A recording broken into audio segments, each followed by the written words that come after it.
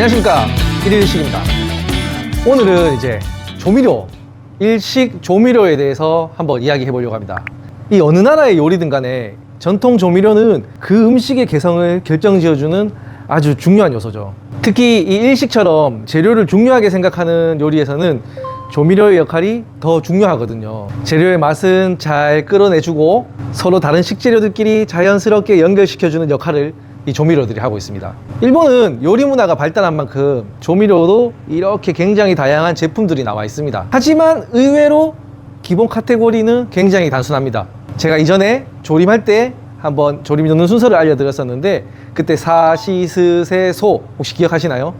이 5가지, 이 안에 모든 조미료들이 다 들어가 있습니다. 설탕, 소금, 식초, 간장, 미소, 그리고 이 안에서 소금을 제외한 나머지 조미료들은 풍미의 강약이나 개성에 따라서 상황에 맞게 나누어서 사용되고 있습니다. 근데 우리가 보통 요리할 때 이걸 어떻게 넣는지는 알고 있어도 사실 이게 어떻게 만들어졌는지에 대해서는 잘 모르시는 분들이 많거든요. 그래서 오늘 영상에서는 일본 요리의 기본이 되는 5가지 조미료를 하나씩 살펴보고요, 어떻게 만들어졌는지, 왜 맛이 다른지, 그리고 어떤 요리에 이걸 써야 잘 어울리는지, 이것에 대해서 한번 이야기해 보겠습니다.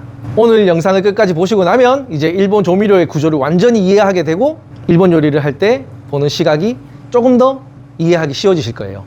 그럼 바로 조미료 이야기로 들어가 보겠습니다. 자, 일단 기본적으로 사시스세소라고 했죠. 사, 시, 스, 세, 소, 이 5가지고요. 기본적으로 연하게, 그리고 진하게. 연한 것은 보통 100으로 많이 표현하고요, 진한 건 흑보다는 적으로 많이 표현하는 편입니다. 자, 우선 사토, 설탕에 대해서 이야기해 보겠습니다. 이 설탕의 단맛을 내는 성분은 자당이라고 하거든요. 이 자당은 포도당이란 것과 과당이 결합된 이당류입니다. 그래서 재료는 크게 2가지로 많이 쓰이는데요, 사탕수수나 사탕무죠. 많이 들어보셨을 거예요. 이 재료에서 즙을 짜내고 가열하고 농축시키면 이제 이게 원당이 되는 거죠. 그게 이제 많이들 알고 계신 흑당이거든요. 이게 바로 이제 오키나와에서 나온 흑당인데요, 이제 안에 보면 이런 식으로 색이 어둡고 이제 당밀이란 게 남아 있어서 풍미가 굉장히 강하죠. 개성이 굉장히 뚜렷한 편입니다. 물론 달긴 하지만요, 맛이 너무 강하기 때문에 이 흑당을 정제를 시켜서 단맛의 순도를 높이게 됩니다. 이게 정제가 진행될수록 색은 밝아지고 향은 줄어들죠. 그래서 정제를 덜한 게 갈색도 있고요, 완전히 정제한 게 백색도 있고, 이게 바로 이제 설탕의 기본 구조입니다. 설탕에서는 흑당이 되겠네요. 적색이 아니고. 여기서 백설탕, 그리고 중간이 황설탕이죠.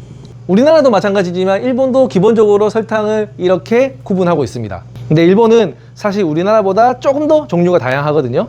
이제 방금 보여드렸던 이 흑당도 있고요, 그리고 이제 저희 키겐에서 사용하는 이 흰색 자라메랑 갈색 자라메, 그게 이제 황설탕 종류인데 삼원당이라 그러고요, 그리고 이제 백설탕, 상백당이라 그럽니다.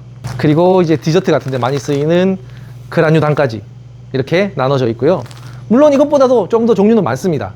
대표적인 것만 지금 소개해드리고 있거든요. 뭐 예를 들어서 화과자 같은 데 많이 쓰는 분말형의 와삼봉이라는 전통 설탕도 있고요. 자라메만 하더라도요, 입자가 저희는 이렇게 작은 것도 있고 큰 것도 있고 색상별로 이렇게 나누어서 쓰고 있거든요. 그래서 간단하게 한번 설명을 드리면, 이 흑당에서 순도를 낮춘 게 이제 백설탕이라 했잖아요. 기본적인 우리가 말하는 백설탕이 일본에서 말하는 이 상백당입니다. 조하크토라 그러거든요. 그런데 이걸 정제를 덜한 게 아니고요, 반대로 이걸 가열해서 카라멜화를 시킨 게 이 삼원당입니다. 황설탕이죠. 그리고요, 이 백설탕을 더 정제를 해서 단맛의 순도를 높이 올려놓은 걸 이 그라뉴당이라고 합니다. 이건 이제 정확한 단맛이 필요한 제과 제빵 같은 데서 많이 쓰고 있어요. 이 자라메 안에서도 입자가 굵은 게 있고 작은 게 있고 사용 목적에 따라서 엄청 디테일하게 많은 제품들이 나와 있습니다. 이 설탕이 정제도나 아니면 입자 크기에 따라 가지고 단맛의 질감이랑 향, 녹는 속도가 다 다르거든요. 그래서 용도에 맞게 나누어서 쓸 필요가 있는 거죠. 그럼 우리 조림에서는 왜 설탕이 제일 먼저일까? 지난번에 한번 말씀드렸는데 분자 구조가 소금보다 훨씬 큽니다. 그래서 재료 안으로 스며드는 속도가 상대적으로 조금 느린 편이에요. 반대로 소금은 분자가 작고 삼투압 작용이 있잖아요. 그래서 재료를 강하고 단단하게 만들어 버리기 때문에 조림 같은 데서는 설탕을 먼저 넣어주는 편이죠.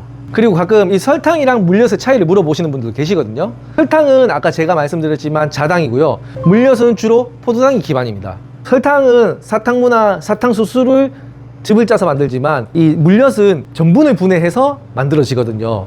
그래서 원재료가 완전히 달라요. 같은 단맛이 나지만요. 포도당을 환원당이라고 그러는데 이게 무슨 뜻이냐면 다른 물질이랑 바로 반응을 일으킬 준비가 되어 있는 것을 환원당이라 그러죠. 그래서 자당이 베이스인 설탕보다는 마이야르 같은 반응도 일으키기 쉽고요, 요리에 넣었을 때 색을 내거나 광택을 내기도 더 유리합니다. 그래서 알코올이 들어있는 미림도 조금 다르긴 하지만 물엿과 같은 정도거든요. 그래서 이 조림에서 설탕이랑 미림을 어떻게 구별해서 써야 하냐, 그 이유가 바로 이제 자당이냐 포도당이냐의 차이인 거죠. 그래서 기본적으로 저는 사시스세소에서 말하는 사는 설탕이긴 하지만요, 이 미림이라든지 물엿 같은 것도 사의 포지션에 묶어서 사용하는 편입니다. 그리고 단맛을 내진 않지만요, 사케도 저는 여기에 포함을 시켜요. 왜냐하면 얘도 똑같이 쌀 전분을 분해해서 발효 과정을 거쳐서 만든 조미료거든요.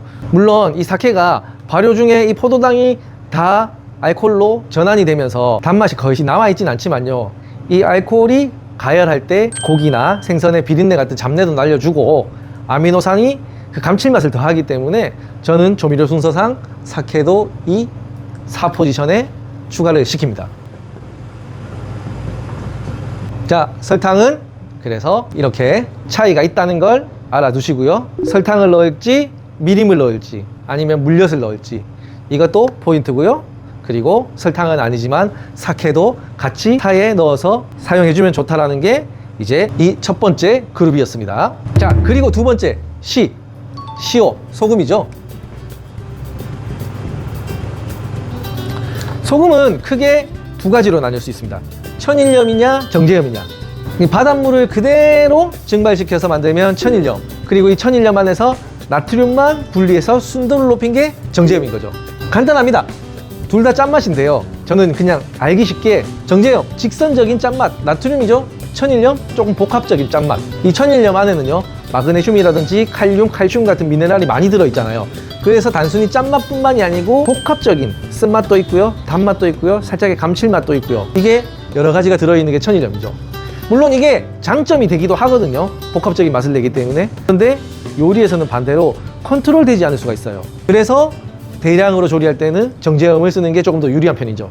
그리고 이제 소금이 천일염이든 정제염이든 입자 차이가 있죠. 굵은 소금부터 가는 소금까지. 그래서 이게 입자가 다르면 녹는 속도도 다르고 똑같은 무게라도 입자 때문에 체감상 짠맛이 좀 다르게 느껴질 수가 있어요. 그렇기 때문에 천일염이냐 정제염이냐, 그 다음 입자가 크냐 작냐, 이렇게 나눠서 쓰기도 하죠. 근데 사실 일식에서는 같은 짠맛을 낼 때 소금보다는 간장을 좀 많이 쓰는 편이거든요. 그런데도 불구하고 소금을 써야 되는 경우가 있습니다. 어떨 때? 색이 나지 말아야 할 경우. 간장은 이제 색이 어둡다 보니까 원재료의 색을 살려야 될 때는 소금을 사용합니다. 그리고 간을 할 때뿐만이 아니고 고기를 삼투압으로 수분을 빼낸다든지 할 때 소금을 많이 사용하죠. 여러분들이 많이 알고 계시는 시메사바, 초절임 고등어에서도 꼭 이 소금에 절여서 수분을 빼내는 단계가 있죠. 그래서 이렇게 소금을 나누어서 사용하고요. 소금은 사실 뭐 풍미가 진하냐 연하냐 이렇게 나눠져 있지 않습니다.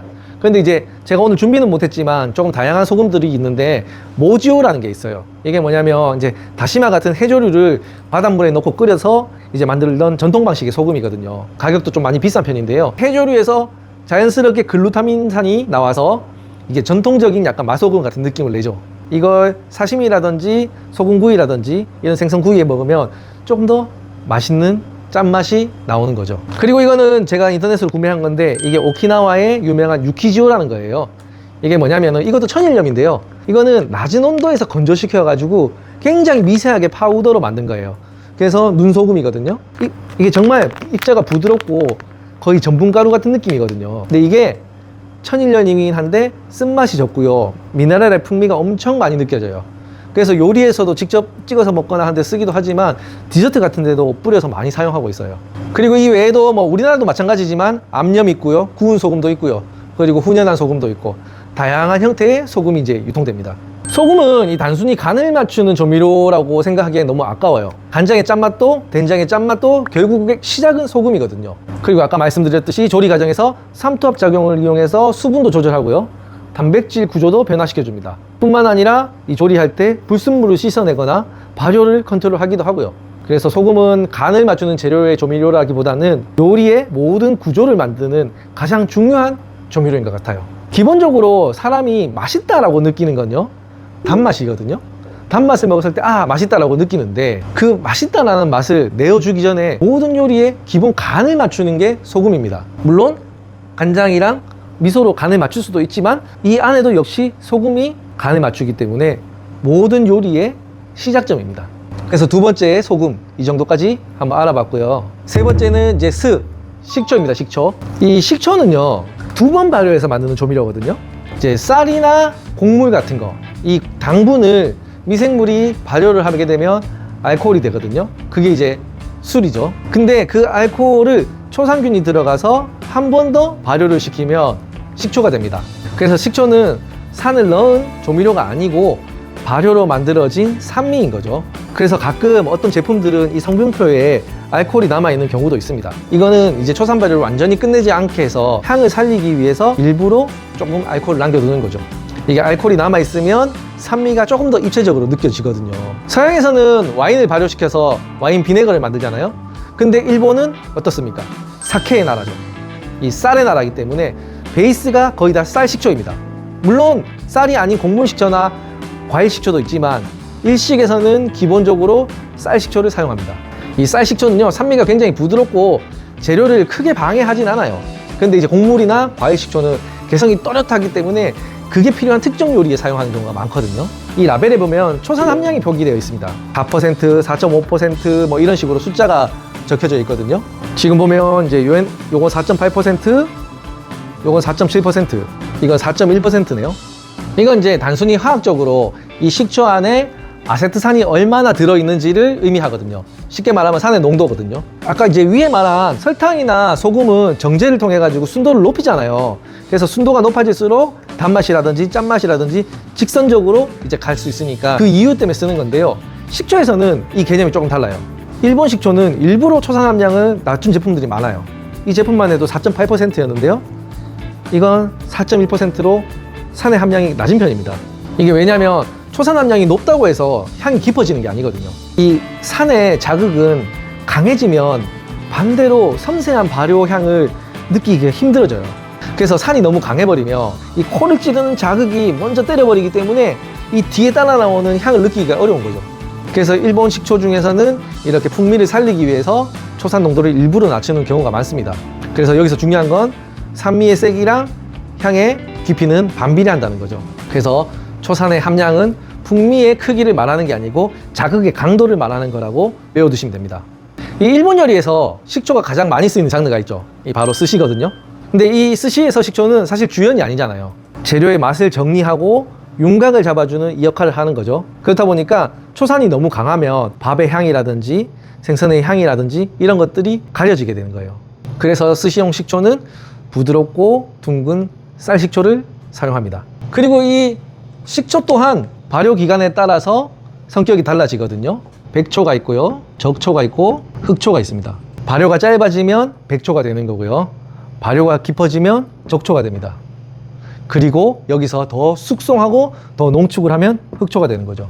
물론 이 과정에서 그냥 하는 게 아니라 현미나 술찌개미 같은 거 같이 넣어서 풍미를 더 올리기도 하거든요. 이게 발효가 깊어질수록 아미노산이나 유기산이 늘어나니까 맛이 굉장히 묵직해져요. 그래서 가정에서는 사실 적초나 흑초 같은 걸 좀 쓰기 어려울 수도 있어요. 근데 이제 저희 같은 전문 요리를 하는 사람들은 이거 굉장히 잘 이용해서 다양한 맛을 표현하는 거죠. 스시를 예를 들어 볼게요. 이 백초는 가볍다 보니까 담백한 흰살 생선에 잘 어울립니다. 흑초가 들어가게 되면요, 오히려 생선 향이 가려져 버리는 거죠. 근데 반대로 기름기 많고 맛이 강한 고등어라든지 참치라든지 이런 애들한테는 적초가 더 잘 어울리는 거죠. 그래서 이거는 식초뿐만이 아니고 대부분 요리에서 알아두면 좋은 조합 조건 중에 가장 기본이 되는 게 강강 양약입니다. 맛이나 개성이 강한 재료들은 강한 재료끼리 서로 묶어서 사용을 하고요, 약한 재료는 약한 재료끼리 이제 구성을 해서 사용하는 거죠. 이 식초 또한 마찬가지입니다. 그래서 백초에서 흑초로 가기 위해서는 숙성 시간이 필요한 거죠. 지금은 시간이 많이 필요하기 때문에 적초, 흑초가 굉장히 비싼 편이에요. 그래서 재밌는 사실 하나가, 예전에는 양조장에서 술을 만들고 이 남은 부산물들로 이제 식초를 만들었는데, 이게 계속 쌓이다 보니까 흑초가 엄청 많이 만들어졌다고 해요. 그래서 흑초가 가격이 훨씬 쌌다고 하거든요. 이제 전통적으로 말하는 에도마의 스시에서는 원래 이 적초나 흑초를 쓰는 게 맞는데, 지금은 반대로 만드는 시간이랑 공정이 더 길다 보니까 이쪽이 가격이 월등히 비싸졌어요. 저 같은 경우에도 이제 적초, 흑초, 백초를 요리에 따라서 블렌딩해서 쓰는 편인데, 기본적으로는 백초를 가장 많이 쓰긴 합니다. 적초나 흑초는 개성이 좀 강한 편이라서 그 개성이 필요한 요리에만 주로 쓰는 편이거든요. 이 조미료로서 식초의 역할은 단순히 이제 신맛을 더하는 재료의 역할이 아니거든요. 맛을 한번 입안에서 정리를 하고요, 이 균형, 밸런스를 맞춰주는 조미료죠. 그리고 일식 같은 경우에는 수산물을 많이 사용하잖아요. 이 식초는 산성 환경을 만들어서 미생물을 증식을 억제하는 역할도 하죠. 이 식초의 산성은요, 단백질을 변성시킵니다. 앞에 이 두 조미료보다 먼저 넣어버리면 고기나 생선의 표면이 단단해지면서 안쪽까지 침투를 시키지 못하게 하는 거죠. 그래서 이게 시, 스세소의 스가 세 번째 오는 이유입니다. 그리고 식초는 기본적으로 열에 약한 편이에요. 가열을 오래 하면 초산은 남아있는데 나머지 휘발성 향성분들은 다 날아가 버립니다. 그래서 그냥 신맛만 남아있는 거죠. 식초는 비교적 뒤에 오는 조미료라고 외워두시면 되겠습니다. 자, 그리고 이번에는 가장 일본스러운 조미료, 이 간장입니다. 일본을 떠올리면 아무래도 이 5가지 조미료 중에 간장이 제일 먼저 떠오르지 않을까요? 그만큼 일본 요리에서 가장 폭넓게 사용되는 조미료라고 저는 생각하고 있거든요. 근데 혹시 간장이랑 액젓의 차이를 아세요? 이게 둘 다 사실 단백질을 분해해서 아미노산의 감칠맛을 이용하는 조미료거든요. 근데 차이가 있어요. 이 액젓은 생선이나 수산물 같은 것들을 이제 발효시킨 동물성 단백질이 기반이고요. 이 간장은 콩과 밀 같은 걸 발효시킨 식물성 단백질이 기반인 조미료입니다. 이 우리나라 같은 경우에는 이제 된장이나 간장 같은 식물성 발효 조미료도 사용하지만 멸치액젓, 새우젓 같은 이런 동물성 발효미료도 예전부터 많이 사용해 왔거든요. 동남아시아 같은 경우에도 피시소스 많이 아시죠? 어간장 중심의 문화가 굉장히 좀 많이 발달되어 있거든요. 근데 일본은 섬인데도 불구하고 이 식물성 간장이 약간 중심이 되었어요. 이게 왜일까라서 좀 알아봤거든요. 물론 이제 일본에도 지역적으로요, 쇼츠류라든지 이시루라는 이제 그 지방에서 사용하는 향토 어간장이 있긴 합니다. 근데 대중적이진 않아요.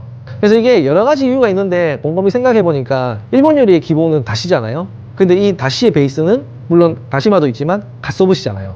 이 생선, 가다랑어를 이용해서 뽑은 육수, 이 육수랑 조금 충돌하지 않나 라는 생각이 좀 들어요.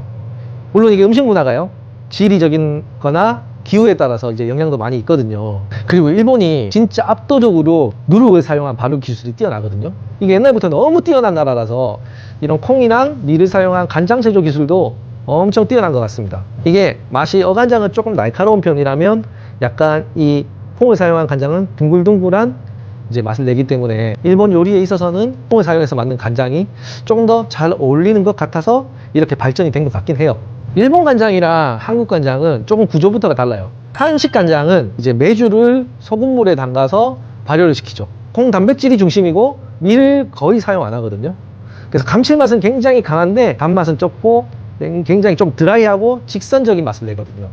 근데 이 반대로 일본 간장은 삶은 콩에다가요, 볶은 밀을 섞고 누룩이랑 소금, 물 이렇게 같이 넣고 발효를 시킵니다.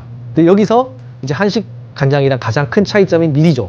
이제 밀 전분이 당으로 분해되고 이제 콩은 단백질이다 보니까 아미노산으로 분해됩니다. 그래서 이 당이랑 아미노산이 만나서 발효랑 숙성을 거치는데, 뭐 여기서 많이 아시는 마이야르 같은 발효도 일어나고요. 시간이 길어질수록 색은 짙어지고 향이 깊어지고 맛은 둥글둥글해지는 그런 구조인 거죠. 그래서 이 구조 때문에 한식 간장보다 이제 일본 간장이 좀 많이 달다고 느껴지거든요. 근데 이제 그만큼 풍미가 조금 더 입체적인 건 있어요. 그래서 이 일본 간장도 발효랑 사용 목적에 따라서 나눠지지만 연하게 나온 게 우스구찌, 그리고 반대로 된 게 코이구찌. 그래서 한자로 우스구찌는 연할 박자, 코이구찌는 진할 농자. 이 두 가지가 거의 한 80% 이상입니다. 옅은 맛이랑 농후한 맛, 이렇게 구분해서 이제 사용을 하는데요. 아까 이제 식초랑 비슷합니다. 이제 라이트한 거, 흰살 생선이나 야채 같은 거를 조리할 때는 우스구찌를 좀 많이 쓰는 편이고요. 기름기 많은 생선이나 고기 같은 거 이럴 때는 코이구찌를 좀 많이 사용하는 편이죠. 뭐 절대적인 건 아닙니다. 이건 이게 이제 조금 공부를 하다 보면요, 우수구찌는 이제 관서 지역에서 탄생이 되었고요, 이 코이구찌는 간동 쪽 치바가 이제 시작이 된 곳이죠. 그래서 우수구찌는 효고, 코이구찌는 치바가 발상지인 겁니다. 지금은 그런 전문적인 요리를 하는 곳을 제외하고는요, 일본 전체적으로 봤을 때는 코이구찌가 압도적으로 많이 사용하고 있죠. 대략 한 80%. 그래서 보통 일본 간장 이렇게 얘기하면 보통 코이구찌를 얘기하는 겁니다. 코이구찌가 색은 더 진하거든요. 근데 염도는 조금 더 낮은 편이에요. 우수구찌의 염도는 18에서 19%고요. 이 코이구찌는 16에서 17% 정도 됩니다. 그리고 이 두 가지를 제외하고요, 이제 타마리라는 간장이 있습니다. 이게 이제 타마리라는 뜻이 고이다라는 그런 뜻이거든요. 이 타마리 간장은요, 이 원래 아카미소를 만들 때 오랫동안 발효를 시키다 보니까 이 액체가 분리가 돼서 위에 고여있는 그게 이제 유래가 된 거거든요. 그래서 이거는 콩의 비율이 굉장히 높고 밀을 거의 사용하지 않거든요. 그래서 단맛이 적고 감칠맛이 엄청 진하고요, 색이 엄청 또 진하거든요. 염도도 좀 많이 높은 편이에요. 그래서 보통 타레라든지 이제 좀 강하게 조리는 니츠케라는 조림이 있는데, 이런 진한 색을 낼 때 주로 사용하는 간장이에요. 이제 업장에 계신 분들은 많이 아실 거예요. 우리나라에 유통되는 타마리 간장이 거의 이 제품 하나밖에 없거든요. 저는 여기에서도 적혀있는데 사시미 타마리라고 해서요, 전통 타마리랑 좀 다른 제품입니다. 이건 이제 카라멜 색소를 사용해 가지고 색을 좀 진하게 만들었고요, 염도는 오히려 더 낮고 단맛을 좀 강조한 제품이죠. 큐슈 쪽에 가면 사시미를 약간 이런 타마리 같은 진한 간장에 찍어 먹는 간장이 있거든요. 거기에 맞춘 제품이지, 이게 말 그대로 전통 타마리랑은 다른 간장입니다. 저도 뭐 진한 색을 낼 때 어쩔 수 없이 이 제품밖에 없으니까 이걸 사용하긴 하는데, 엄밀히 말해서 이건 전통 타마리랑은 조금 다르다고 알고 계셔야 돼요. 그리고 이제 한국에서 좀 구하기 힘들긴 한데, 아까 간장을 만들 때 콩에 누룩이랑 밀, 소금, 물을 넣고 이렇게 발효를 시킨다고 했잖아요. 근데 이때 소금물 대신에 간장을 한 번 더 넣는 경우도 있어요. 이름이 이제 사이시코미라는 간장인데요, 사이가 이제 한 번 더, 재라는 뜻인데 다시 담근 이 간장이거든요. 그래서 간장을 만들 때 소금물을 넣는 게 아니고 간장을 집어넣어 버리는 거죠. 그러니까 감칠맛이나 풍미가 뭐 더블로 들어가니까 진한 건 말할 것도 없죠. 근데 가격도 그만큼 비싼 거죠. 다행히 한국에서는 쉽게 구할 수가 없기 때문에 이제 간장은 이 코이구찌와 우수구찌 이 두 가지만 알고 계셔도 80에서 90%는 커버가 되니까 이렇게 확실히 외워두시면 됩니다. 자, 그럼 간장이 왜 네 번째에 오는 조미료인가? 소금은 일단 간을 맞추기 위한 1차적인 조미료였잖아요. 간장은 단순히 짠맛의 간을 맞추기 위한 액체가 아니라 복합적인 조미료죠. 여기에는 아미노산도 있고요, 당분도 있고요, 유기산, 발효향, 갈색 색소, 이런 모든 것들이 들어있습니다. 이미 간장 하나에 완성이 된 복합 조미료인 거죠. 그래서 이걸 먼저 넣어버리면 이 간장이 지배해버리기 때문에 다른 조미료들이 묻혀버리는 거잖아요. 그뿐만 아니고 색도 진하니까 이걸 처음부터 색을 너무 진하게 내버리면 나중에 완성이 되었을 때 얼마만큼 더 색이 진해질지 알 수가 없잖아요. 그래서 다른 조미료들을 먼저 사용해서 기본 구조를 잡고요, 마지막에 색이나 향, 그리고 이제 복합미를 추구하기 위해서 간장을 뒤쪽에 넣는 편입니다. 그리고 이 간장의 향도 열에 좀 약한 편이에요. 그래서 오래 끓이면 이 검정색이랑 그냥 짠맛만 남게 되다 보니까 간장도 뒤에 넣어주는 편이 좋습니다. 그래서 순서상 네 번째로 간장이 오는 겁니다. 자, 이제 오늘의 마지막은 이 미소입니다. 이게 이제 발효 조미료의 끝판입니다. 이 간장은 액체 형태의 감칠맛을 내는 조미료라면, 이 미소는 양식에서 말하는 페이스트 형태의 이제 고체 발효 농축물인 거죠. 지난번 미소니꼬미 편에서도 간단하게 설명을 드렸는데, 미소도 이 간장처럼 한식의 된장과는 조금 다른 부분이 있거든요. 한식은 콩만 사용해서 이제 발효를 시킨다는 점이고, 이 일본의 미소는 콩에다가 쌀이나 보리 누룩 같은 걸 이제 배양한 걸 같이 넣고 발효를 시키는 거죠. 그래서 간장처럼 당이랑 콩의 단백질 그리고 미생물이 만나가지고 효소를 분해하고, 이것도 마찬가지로 뭐 마이야르든지 이런 여러 가지 발효를 일으키면서 감칠맛을 만들어내는 거죠. 짧게는 한 2주 만에 만드는 된장도 있고요, 길게는 수년 동안 발효시켜서 만드는 된장도 있습니다. 그게 이제 연하게 진하게의 차이인 거죠. 근데 개인적으로는 다른 조미료들보다 조금 만들기 편하더라고요. 그래서 집에서도 몇 번만 해보시면 따라 만들 수가 있거든요. 저도 숙성 기간이 그렇게 길지 않은 미소들은 1년에 한두 번씩은 매장에서 만들어서 쓰는 편입니다. 나중에 기회가 되면 이것도 영상으로 한번 다뤄볼게요. 식초나 간장에서도 똑같은 차이지만 여기에서는 시로미소, 백된장이 되는 거고요. 그리고 발효를 오래 시키면 아카미소, 적된장이 되는 겁니다. 그렇다고 이게 같은 성분으로 만들어서 발효의 차이만 두는 건 아니에요. 이 시로미소, 백된장은요, 진하지 않게 라이트한 맛과 단맛을 좀 많이 내기 위해서 염도도 낮추고 이제 쌀누룩을 많이 넣는 편이죠. 염도는 낮고요, 단맛은 있는 편입니다. 반대로 이 아카미소는요, 장기 숙성을 위해서 염도는 좀 높게, 그리고 당분은 적게 넣어서 감칠맛을 진하게 내고 이제 안정적으로 발효시키기 위해서 콩을 많이 사용하거든요. 보통은 2년에서 3년 정도는 숙성을 시키는 편입니다. 그리고 이 된장을 한 가지 이상 여러 가지 합쳐서 만든 아와세 미소라는 게 또 있죠. 아와세가 합한다는 뜻이거든요. 그리고 이제 좀 큐슈 쪽, 남쪽으로 내려가면 기후가 따뜻해서 이제 발효가 너무 잘 되다 보니까 보리를 사용한 무기미소도 있어요. 전부 그런 건 아니지만 확실히 쌀보다는 발효가 좀 빨라서요. 단맛 또한 이게 쌀은 둥글둥글한 느낌이면 보리는 조금 더 샤프한 느낌이고요. 그리고 깔끔하게 빠르게 치고 빠지는 약간 그런 드라이한 맛이 또 특징이긴 하거든요. 일반적으로 미소는 미소시루, 즉 국물을 내기 위해서 만들어지는 경우가 대부분이거든요. 근데 이제 저희처럼 좀 전문 요리를 하다 보면요, 이게 꼭 국물이 아니더라도 지난번에 알려드렸던 스미소 기억나시나요? 초된장 이런 거라든지 이제 다른 설탕이라든지 미림이라든지 이런 조미료랑 같이 넣어서 이제 열을 가한다든지 해서 농축시켜서 소스를 만드는 경우에도 굉장히 많이 사용하고 있습니다. 그러다 보니까 미소 종류도 단순히 하나가 아니고요, 여러 가지를 다양하게 사용해야 되는 거죠. 자, 그럼 이 5가지 조미료 중에 왜 미소가 가장 마지막이냐? 자, 미소는 플러스 알파의 개념이라고 생각하시면 돼요. 맛을 더해주는 조미료거든요. 설탕이랑 소금이 기본적으로 맛과 간을 정해주는 조미료였죠. 식초는 이제 두 맛을 정리하고 균형을 잡아주는 그런 조미료였고요. 그리고 거기에 간장은 색과 향, 감칠맛으로 싹 정리를 해주는 그런 역할의 조미료였죠.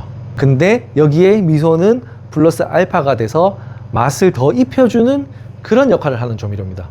그리고 미소 또한 발효 조미료이기 때문에 똑같아요. 열에 약하고 오래 졸이면 맛이 탁해지고 향이 날아간 그 짠맛과 약한 쓴맛이 남게 되거든요. 그래서 한식 된장처럼 이제 된장을 풀고 오래 끓이는 게 아니고요, 이 미소시루도 다시를 먼저 끓여서 마지막에 미소만 넣고 금방 불을 꺼버려요. 팔팔 끓이지 않습니다. 이게 고체 형태의 조미료라서 농도도 그만큼 진해지고요, 처음부터 넣어버리면 똑같이 다른 조미료들이 치고 들어올 자리가 없어요. 그래서 오늘 이 사시스세소의 가장 마지막이 미소인 겁니다.